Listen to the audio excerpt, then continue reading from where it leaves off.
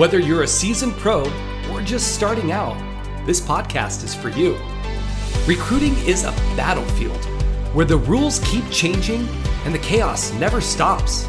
As the world shifted to remote work, real connection and unfiltered learning have never been more urgent.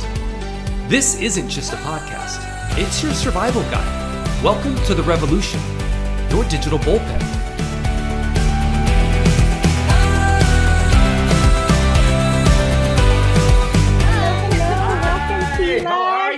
Welcome. I got Teila in the house. We're so excited to have Teila Mayne, Mayne, not like Maine. Who we're really excited to have on the Digital Bullpen with us today.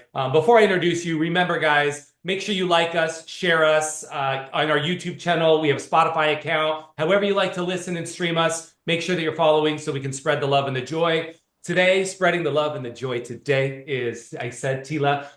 Teila is an executive search consultant with Jefferson Wells. You specialize in contingent retained searches, I believe, in CFOs, VPs, directors, controllers, and legal professionals and attorneys, right, across the United States. Yep. Awesome. Our national executive search. Yep. Yeah, I love it. And I guess with nearly almost a decade, isn't it crazy you're approaching that decade of experience in staffing? You started your career like 2016, 17 as a road warrior, doing business development with Nesco, like flying, driving, on sites. And then now you're transitioned into finance and accounting full desk, which I think is awesome. I love that transition. But a fun fact, Teila actually started out as a vet assistant before falling into recruiting, right? And then for some reason, she wanted to deal with the humans and not the animals. Right. You know, animals are so much nicer. My dog's sleeping behind me right now. Yes. And then if you hear snoring, it's him. Okay. That's awesome. And then other fun fact, Teila and I actually went to grade school together. I think we started in 5th grade and then we went up through Apache into Cactus High School. And that's wild. Yeah. And now I can't believe I know someone now that knows Paul longer than I feel like I've known you, Paul. I mean, another fun fact, Myrna and her both live in Surprise, and they're going to be like BFFs and hike together. Yes, we're planning on some hikes. Yeah, we'll definitely catch up in person for sure, which I'm super excited. I'm lonely out in Surprise. I know. We got to do it now while the weather before it hits the triple digits. I know, because then you don't see anybody. No. So Teila, exactly. Pray your air conditioning doesn't go out. Well, I gave you kind of an introduction of kind of your background, but tell me, I mean, I'm interested to know, like, what got you into staffing? Tell me about your life. I think you were recruited into it, and then how you found Jefferson Wells. Give us the who is Teila Mayne. Okay, so in a nutshell, I always wanted to work with animals, be a veterinarian. Did the vet teching thing for a while. I loved it, absolutely loved it. I had 2 small children, and it's just not, there were a lot of late nights, and I needed a more consistent schedule. So ended up getting a banker hours job at a DME company. I did that for about 5 years. I really liked that, but it was a flat org. I wanted to get into sales. I didn't know how to do that because I didn't have any experience. I really need experience to get into that. Went on a camping trip with a friend of mine, and she was like, hey, we're hiring for a sales rep. And, why don't you talk to my manager? So I did. And they took a chance on me. And I was there for over 5 years. I learned a lot. That was light industrial staffing. Loved it. Thought it was going to be there forever. Sure. The pandemic happened. The world fell apart. Things changed. Yes, just totally did. Yeah. It just wasn't a fit anymore. And I was poached. By one of my work wife. I just adore her. Her name is Susan Rowe. I hope she doesn't get mad at me for throwing her name out there, but we love to name drop. Name drop all the time. It's all good. Yeah. Okay.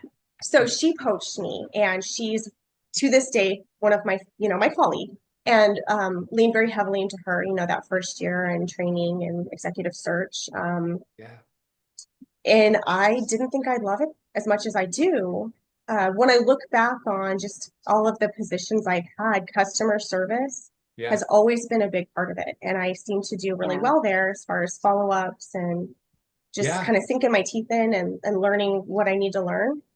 And executive search is no different. There's a lot of transferable skills from just kind of earlier positions I've held. So here I am, mid 40s. Didn't think I was going to be a recruiter when I grew up, but I'm You don't look loving mid it. 40s. And You look like you're not a day over 30. Come on. I know you look it's freaking the filter. fantastic. Jeez. Well, that's awesome. That's so So, nice. And yeah, yeah, love that you're in recruiting. I mean, that's just a fantastic space to be in. And I love that you found like your passion for people. yeah. It is Yes. different than pets, but It is it different is than very pets. fulfilling, oddly enough. That's So, amazing. So I guess tell us yeah. what like so talking about full desk and because a lot of people might not understand. I mean, there's recruiting on where you're just doing the recruiting side, dealing with candidates, right? Hmm. You have your sales side where Yeah. you're just client focused, and then you have the magic of the full desk, right? Yeah. So tell me like why do you like it? What do you thrive in it? So what I like about it is you're not siloed. It's Mm. every day is different and but there's similarities too. So Yeah. I feel like for me it's like puzzle pieces. There's all these puzzle Yes. pieces out there and you're just finding the ones that fit the best. So I Hmm. talk to clients and I talk to candidates all day long and I'm just kind of we have our ATS systems, of course, where we can kind of keep track of that. But, mentally too, I always kind of know, okay, I've got this rock star out here and there's these, clients hiring over here, or it's just a big puzzle, and you're just Yeah. putting the pieces together and it's exciting, Yeah. and all the different ways that you can do that.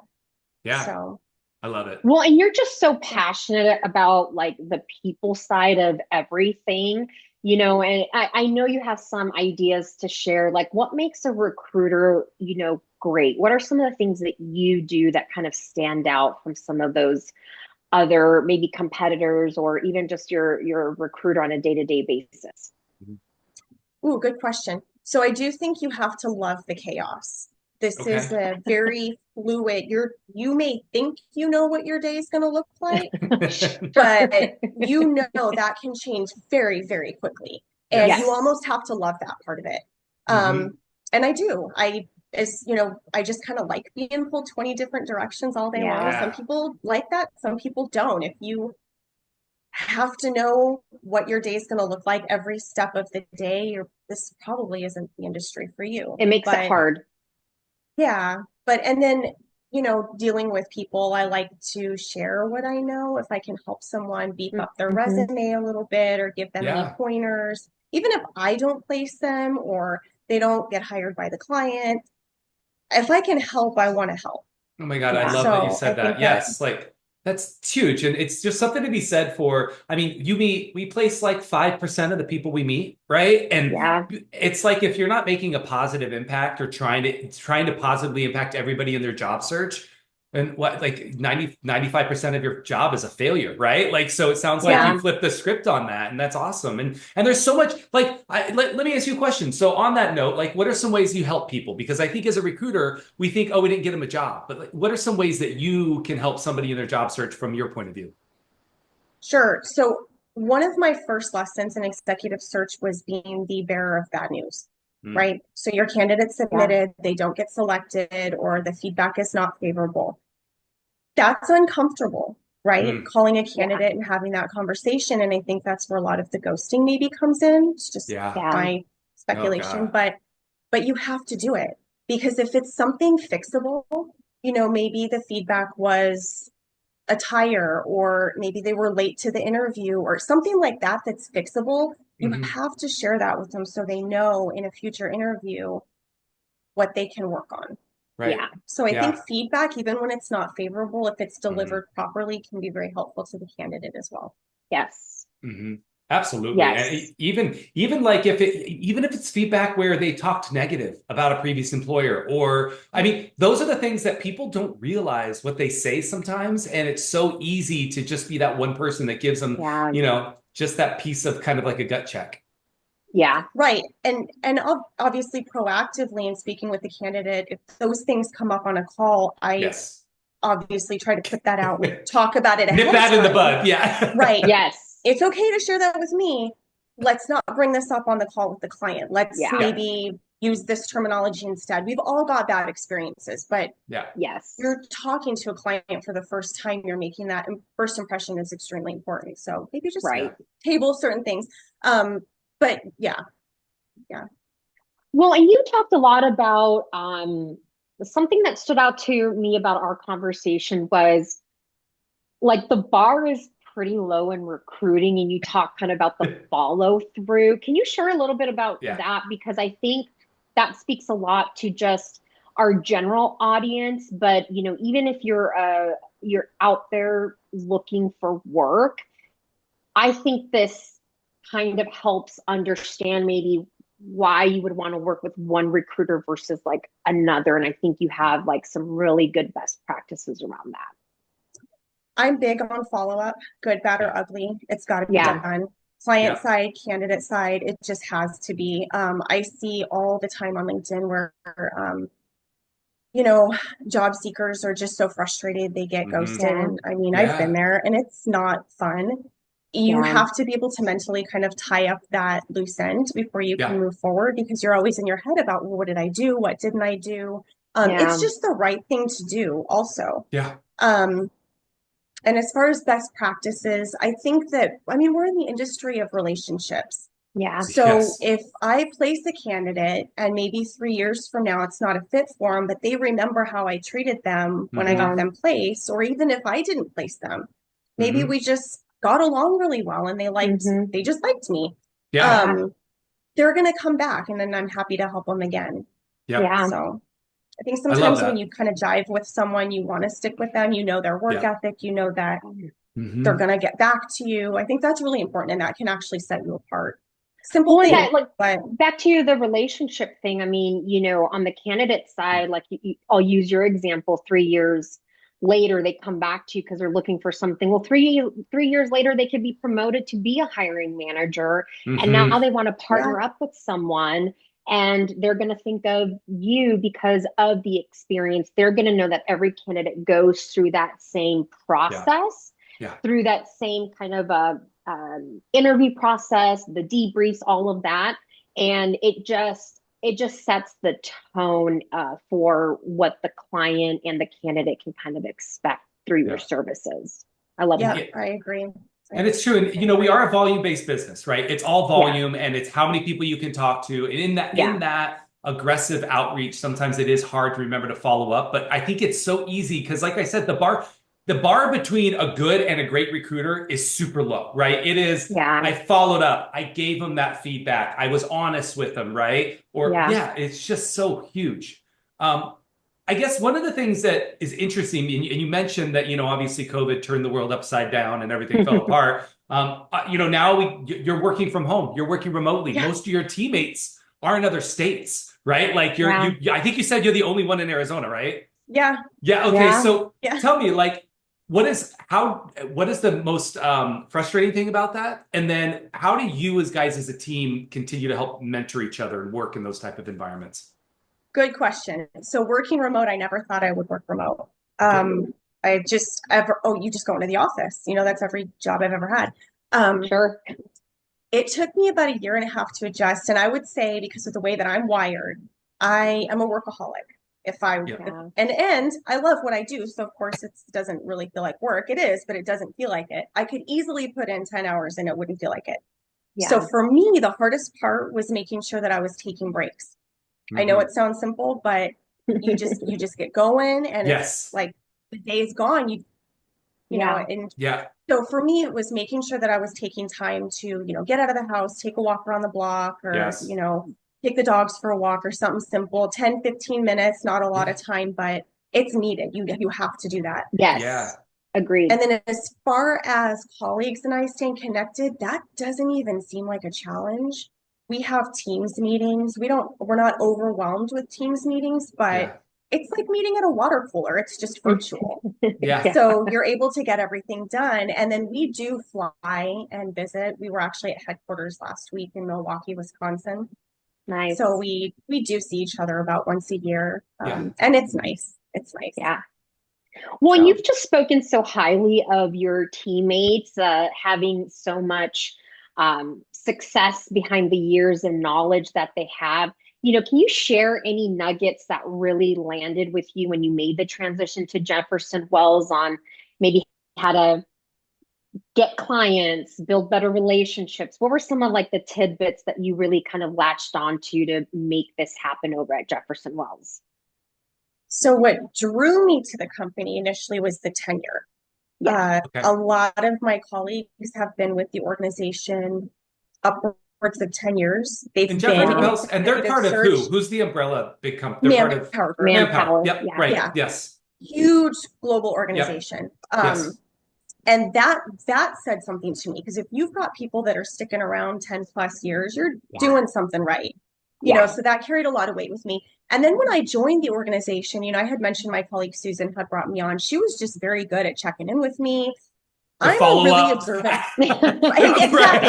Yeah. Yeah. Awesome. And always was able to get a hold of someone if I had a question. Because really what it came down to is learning the systems. Yeah. I knew what to do, but I needed to fine tune it. And I did a lot Yeah. of that through observation, watching the people of my team that were very successful. Yeah. What are they doing and how are they doing it? How can I kind of copycat them until I get my head around some of these things? Yeah. So I did that. I love that. I'm a copycat. No, and Teila, to Hey, be that's- honest, that's the best. Some of the best advice I got was, layer in your personality later. Like learn the system, learn the word track, learn the process. Like because and then once you get it down, then you can add in a little Teila Mayne flavor, right? Yeah. Right. And it sounds like that's what you've got it down, which is great. So I guess that was my best leadership advice. I mean, I guess what is maybe some of the best leadership advice you've ever received, and maybe some of the worst? So some of the best advice is I was told that this is very much an intuitive type industry and position. And it is. We're dealing with people. People are people. Yeah. We're not cookie cutter creatures by any means. Yeah. So leaning into your gut sometimes when you're having calls, not every call is going to go the same. You can have a checklist, but you've got to be able to intuitively kind of go around and just allow things to flow as you're talking to candidates and clients. Absolutely. And that I think was very good advice. Good. Worst advice. I'm trying to think of bad advice that I've received here. Not here, but in a previous position. Well, this is just how we've always done it. Oh my God. I hate when somebody says that. This is the way we've always done it. That's a dangerous statement. I always say when somebody says this is the way it's always been done, I'm like, that's very dangerous. Yeah. And and again, my gut's like, well, maybe we should try this, but nope, this is just how it's done. Yeah. So, and that wasn't here, and I'm not. No, we won't throw anybody under the bus, but one of my previous lives. And that can be true across any industry where you hear that and it's like, wow, so like no new creative ideas can flow through.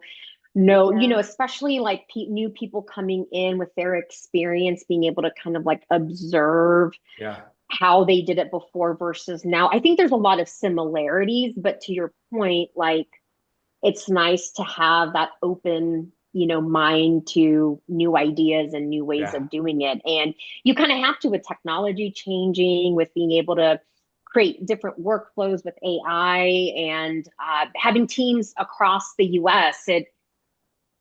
You have to have some ideas around that for it to really work at the end of the day. So I love that. Yeah, agreed. Now you're coming in strong with like, what did we say?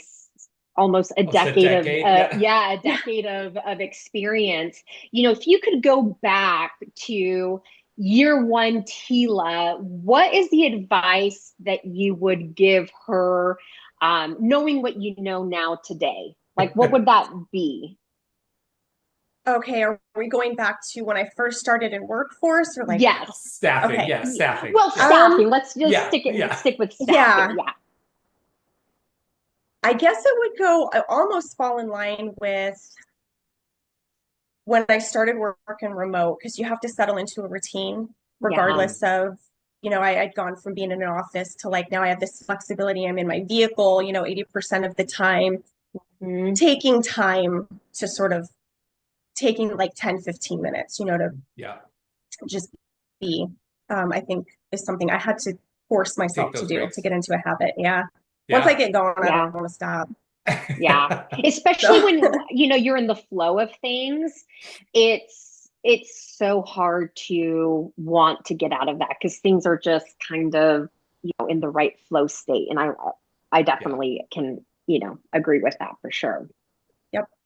I love it. So, talking a little bit about obviously things changing and evolving. It was interesting. I was listening to a masterclass. I've gotten into these master classes. I love them now online, but they were talking about the growth mindset, right? And like that back in the day, positions it would take 20, 30 years for roles to change. But nowadays, roles change every 2 to 3 years, right? And Mm. with that, the big talk is AI in recruiting and how we use it. So how in your life do you utilize AI? And then maybe what's something that you don't think AI should ever or will never replace? Well, I don't think it should replace the human connection piece. And Yeah. I'm not saying Yeah. that because I want my job replaced. I Right. truly think if we're working with people to connect people, we've got to have the human component. Yep. Yeah. However, Agreed. and I discovered this, I started using AI kicking and screaming because I've Sure. seen the Terminator. Okay. Yeah. But I have to be honest, it's nice. And the way I Yeah. use it and have been using it is more for inspiration. So Oh. you're Mm. sending a lot of emails, you're doing a Mhm. lot of messaging out to candidates. It's sometimes, okay, so if you go into Copilot and you kind of type in, this is how I want my messaging to sound, this is the point I'm trying to make, or whatever. You Yeah. literally can type the scenario in, it will give you different templates Yeah. that kind of sound, I mean, it sounds like me eventually as you use it. It really kind of adjusts to, which It'll can be learn your kind of scary, I voice. guess. But Yeah. Yeah. yeah, your tone Yeah. and Yeah. it's when I feel like I'm stuck, like and let's be honest, when we're sending, a million emails a day, Hmm. sometimes your brain just, shuts off Yes. and you're Yep. like, Hmm. I I'm can't stuck. think of any other way to say this one thing. Yes. Right. I've tapped out. Yeah, so I Yeah. found it very helpful in kind of reigniting that creative Yeah. flow in your Yeah. messaging. And it's interesting. You said tone, and one of the things that I always remember before AI, somebody would like email you like, "I don't like your tone," and I'm like, "What tone?" But There is a tone. I have a freaking tone for sure, and I do use ChatGPT sometimes to say, "How's my tone?" Right? How does this tone feel? Because I Yeah. think it's good to take it like we sometimes, especially recruiting, we're going so quick and we're used to it that slowing down because one little email with the wrong tone can turn off an entire experience. And so Yeah. Hmm. I've used it for that as well. And I love that. But I agree with you. And Human it's touch, don't take that out.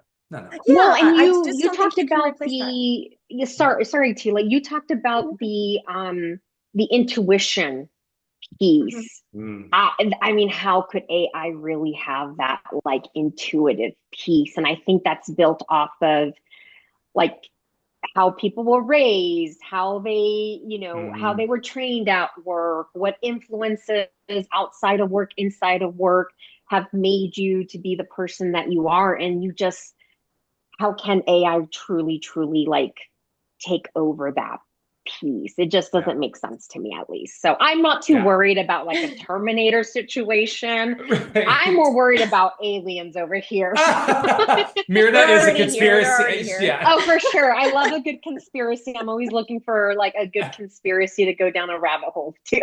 All right. It sweetens up the mundane day to day for sure. Yes. Yes, The it just the Yes. does. what if. Um, Yes. yeah, no, I agree. I think that AI definitely has its value as I Yeah. Yes. have discovered, but the human component is key. I mean, we're Yeah. relationship, It, human focused it should be Yes. your, business. like Microsoft named it well, Copilot, right? It should be Oh, I your was just Yep, going to Copilot. ask if it's exactly. Microsoft that Yeah. has Copilot, Yeah, yeah, right? yeah. Yep, it Yeah. is. Yeah. And I mean, what a great name because it is. It's your partner in crime, right? And I think that that's Yep. how it should be viewed. Yeah. Well, and we kind of talked about uh you joining Jefferson Wells with like a very tenured, well-oiled machine. Why do you feel old school staffing firms kind of see competitors as enemies? I know we kind of talked about it. It's like, why are we like led to believe a competitor is almost like an enemy when we can kind of use some of that to, network, grow our own career? I know you have some thoughts around that. Yeah. Well, I think I like to work well with everybody. We're all in the same boat, just trying to Yeah. help candidates and clients and keep our lights on. I mean, let's be honest. But I do think that there is a competitive piece. I know in conversations I've had with competitors, sometimes the Yeah. vibe is I'm fishing for information or something like that. Mhm. Yeah. And I'm not, but we're in the I know same everything's industry. on Why can't we LinkedIn. talk about it? Yeah. You know, um, haven't had that in a while. That was, Yeah. Yeah. but it's happened. You know, Yeah. you can Yeah. tell. Yeah. So Yeah. There's a And mentality behind it. I don't know that I yeah, figured it out, but it's interesting to me for sure. I just it's remember like a when I was, yeah. territorial thing. Well, it is. When I Yes. was on a desk, like, I mean, here's the thing, like, the best candidate's going to get the job, and sometimes the best recruiter is going to help it, and it's not always going to be my candidate. I've had many Yeah. times where I've had a candidate come into my office, and I'm like, listen, I don't have a job for you, but there's a really good recruiter over here. You should talk to them as well. Like, Yeah. Yeah, this is in the best interest of the candidate, because if you help that candidate, again, it's cyclical, right? It's reciprocity, Yeah. and that will come back to you. I've even done the same with clients, like where I sat down with them, and I'm like, who else do you work with? And they're like, well, just you. And I would literally say, that's a lot of pressure. Like, yeah, I mean, I'm not always going to get it right all the time. And I mean, I like to be that candidate. I'm always not, because if they're like, well, why don't you have this filled, Paul? I'm like, listen, this is a very targeted, like, let's bring in another recruiter that we can actually, and I would actually have competitors that I would bring in. I mean, don't tell my boss that, but I'm not always going to have the best candidate for my client, Yeah. right? And I think it's yeah, important to remember that. Yeah. I love it. I agree. I Well, think there's a certain level of camaraderie that can take place. Absolutely. oh, there should be. Yeah. And Yeah. the pie is just so So big big. that it's like, Yes. why are we like fighting for That scraps little scrap. sometimes? Yeah. Yeah. Yeah, it's like, what? And look, Oh, I've grown up over the years, so my mentality around a lot of that stuff has like changed. I know in change. our last podcast, we talked a lot about, kind of the scarcity mindset and just kind of looking at everything as a sense of like, I've got to get that or else, I'm not going to make any money. And Yeah. if you're doing the right things, I feel like that's going to happen regardless. That's exactly right. I Yeah. try not to even think about the money piece, to be honest, Yes. because I feel like if you're doing the right thing by the Yes. client, by the candidate, everything's going to work out anyway. Yeah. Obviously, this is an emotional industry. You can get Oh my very God, close so and then emotional. like your heart is just ripped out. Like it just Yeah. It things does. happen, but you It's the just keep wildest thing. going. You Yeah. Yeah. know, it's just par for the course and nobody likes it, I, but it is what it is. And I just always remember timing. Like, I think, Paul, you probably remember this little word track. Rarely is my is my timing timing that that perfect, perfect? And I literally use it all the time. I mean, I use variations of it, but it really is like, look, I get the timing isn't right. It's, I don't believe every time I make a phone call that the timing is going to be right. But what would that timing look like? Yeah. What would that position look like if the timing was right? Let me keep a lookout for you. And Mhm. yeah, just kind of keeping things open that way. Yeah. Yeah, And agreed. well, Teila, I can tell that this business has given you that thick skin with that emotion as well, right? And I think Yes. it's, you have to have that thick skin because we get so many freaking no's before we get a yes, right? And you Yes. Oh still yeah. have to approach every call with that compassion. And it's Yeah. good that you haven't lost it, because I think that emotion and compassion, to your point, if we Yes. take that out of the deal, well, then AI can do our job. Exactly. Exactly. So, well, Good point. Absolutely. I am loving all of this. And Teila, I can't believe we've already almost hit 30 minutes, but It goes so fast. it does like life. But before we go, we have a fast four that we're going to ask you. I want to kind of get a little bit to know about who is Teila when she's not working 10 hours a day and forcing her to take 50-minute walks and with her Right. snoring dog in the background. Yeah. I know he's actually been pretty quiet. So He's like, this is a snooze fest. I guess no, the I'm kind of first one jealous. is, what is like a guilt, like after a long day of executive search and matching, being that matchmaker, what's one thing that you do to like, just wind down? Okay, I'm a total nerd. I love podcasts and Okay. books. Okay. So Books. I'm in a couple different books right now because it depends on what speaks to me that day. Yes. And then Love that. podcasts, like if I'm cleaning or if I'm making dinner or whatever, taking the dogs for a walk, I've I'm listening to something. I'm learning something. Yeah. I rarely listen to music anymore, but I will say my guilty pleasure is karaoke. It is my What? favorite, one of my favorite. Okay, So what's I your have this thing. what's your two, like if you're I going was in gonna and you're say, like, what is what's the the song songs that you're you dropping pick? in Yeah. that bucket? You're like, this is it. Oh, so Haley Reinhardt's version of Seven Nation Army is Okay. my Okay. favorite. Yes. And then I'll All throw a little Nice. Gretchen Wilson in there, little Linda Ronstadt, All you know, right. Amy Winehouse. Amazing. I have kind of a deeper voice, so like I'm staying away from Celine Dion and Mariah Carey Yeah. and all that. Oh my But God, I Yeah. used to love karaoke. We're gonna have to go out. It's been forever. Please yeah, don't I invite me think to they're that. redoing Waddell's, but it should be open soon. What was that? Totally. That's a fear unlocked for me right there. I'm not interested. I can sing all I want, my heart till it's content in the shower or in the car when nobody's in it. Yeah. But to Yeah. put that out into the world for others to hear, Nah. But you know what I love about karaoke? Nothing like there's no, I mean, let's face it, it's been kind of a heavy year. yes, None of that matters when you're at karaoke. No. Nobody cares how good people you just sing, let. how bad you sing. It doesn't matter. It's just you've No. got a whole group of people that are Yeah. just enjoying True. each other's company and you don't even know each other. Yeah, Totally. So I it's do just I like love that. beautiful it. for me. It's the I love energy. that. Yeah, I love Yeah.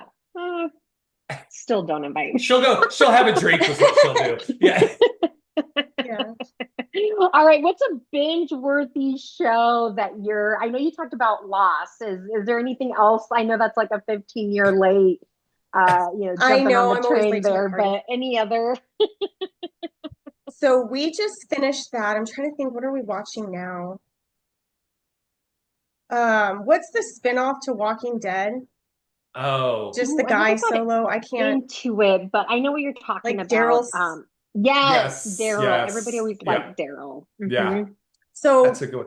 Sean started watching that. That's my boyfriend, and so Yeah. I'll Just sit kind down of and jump watch in it with on him. it. Yeah. I mean, Yeah, I just that's started watching. I was saying to Amir yesterday, I just started watching Ozark, and that one's been around for freaking ever. okay. That's a good one. We did I'm that. in. Yeah, that's I'm a good into one. it. I'm into it. Yeah, Well, I Yeah. like it. Yep. okay, so like, I mean, I wonder if one of these books is on your nightstand, but what's a couple things that's on your nightstand that live there? Um, hang on. Contact. I had a lash go Oh, rogue. Sorry. it I could happens. feel Hey, it it. It was happens. bugging me. That's awesome. So right now I'm reading, it's a ebook that my friend sent me. She's like, "Oh my gosh, you have to read this. It's so good." It's called Lights Out. I don't even know who the author is. Like, But Okay. I took it with me to start reading when I went to Wisconsin because I knew I'd be in the airport for a little bit. And Yeah. I'm committed. So What is it now about? I'm about, so it's kind of like like that show or that new movie Homestead. I haven't seen it, but I've started to heard see, of it. yeah, yeah, okay. Yeah. It's kind of in the spirit of that. Okay. okay. EMP strikes the country and Yeah, what does everything. everybody do? Post-apocalyptic, my favorite. Yeah, seems to be a theme right now. So she's like, It's- she sent it to me and I thought, well, I've got travel coming up. I'll start reading it and it's Start pretty that good. one. I Yeah. love it. All Yeah. right. Well, what about something that you're really grateful for right now that you'd like to share with us and our community? Oh gosh, I'm grateful for everything. Just I'm a pretty simple person. Just a roof, Yeah. food, Yeah. kids that are Yes. healthy and happy, dogs that are Yes. healthy and happy. Yeah. I'm just kind of thankful for everything. That's the little Yeah. things. I love Yeah. that. We woke up today. We get a chance to do it, right? Seriously. Exactly. It's nobody knows what the heck Yeah. we're doing in this world anyway. We're all making it up as we go. So just enjoy the We're little all just things. winging it. Yeah. Totally. From the moment Sure. I like open my eyes, I think of three things, and I try to make sure that they're different every morning, and at night, but I try to just be like grateful for three things. I love it. And Yep. most of it, the fastest one is like, oh, I actually like got a chance to wake up today. Not everybody does. I get to mean, be it's- grateful. Yes. Yes, I actually get to be grateful for that one thing, Absolutely. Well, Yeah. Teila, I think I am. there's a lot to be. Sorry. Yeah, Oh, no, you're absolutely. fine. I was just going to say, I'm so grateful for you and I'm grateful for you joining my podcast. It is so nice to reconnect after so many years. Yes. And Yeah. Jefferson Wells is lucky to have you because it sounds like you have the winning mindset, both for Yes. candidates and clients. And I know A that a lot great of people human will get being. a great Yeah. human being, Thank and I you. know a lot of people will get something out of this podcast. So thank you so much for joining us today. I can't wait to catch Yes. up with you again. Maybe some karaoke, some hiking, who knows? Hey, just let me know. I'm in surprise. All right, Yes, sounds yes. good. All right, well, Teila, have a good day. It was so good to see you. Yes, nice to meet you.